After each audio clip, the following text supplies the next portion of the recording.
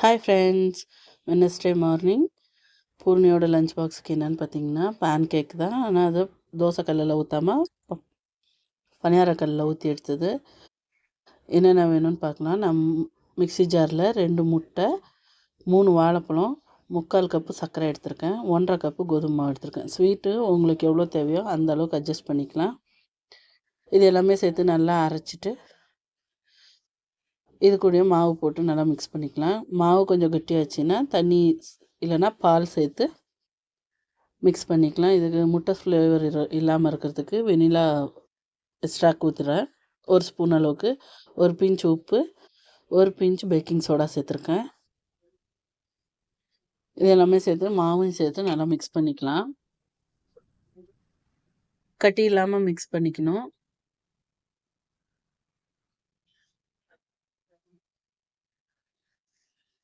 நான் கோதுமை மாவு தான் எடுத்திருக்கேன். நீங்கள் கேவுர் மாவு இல்லைன்னா சத்து மாவு கூட எடுத்துக்கலாம். ஹெல்தி வெர்ஷனாக வேணும்னா இல்லைன்னா மைதா மாவு கூட சேர்க்கலாம். மைதா மாவு சேர்க்கும்போது இன்னுமும் ஃப்ளஃபியாக வரும். பாருங்கள், இந்த அளவுக்கு மாவை நான் ரெடி பண்ணி வச்சுருக்கேன். இப்போது பணியாரக்கல்லை சூட் பண்ணிக்கிறேன். அதில் கொஞ்சமாக நெய் சேர்த்துக்கிறேன்.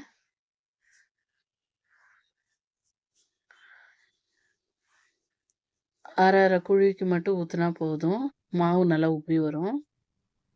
மீடியம் ஃப்ளேமில் 5 நிமிஷம் வேக வச்சு எடுத்தோம்னா பணியாரம் ரெடி ஆகிடும். ரொம்ப ஹெல்த்தியான பிரேக்ஃபாஸ்ட். காலையில் சீக்கிரமாகவும் முடிஞ்சிடும் நம்மளுக்கு.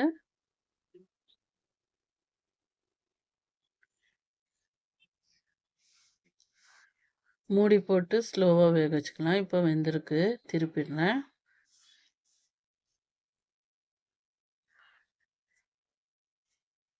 இதிலே வேணுன்னா நீங்கள் கொக்கோ பவுடர் சேர்த்துக்கலாம். அப்படி இல்லைன்னா சாக்லேட் க்யூபாக கட் பண்ணி சேர்க்கலாம். அதுவுமே நல்லா டேஸ்ட்டாக இருக்கும். இதுக்கு நான் ப்ளைனாக தான் செஞ்சுருக்கேன். ஹனி சேர்த்துக்கிறேன் இது கூட, இன்னமும் நல்லா டேஸ்ட்டாக இருக்கிறதுக்கு.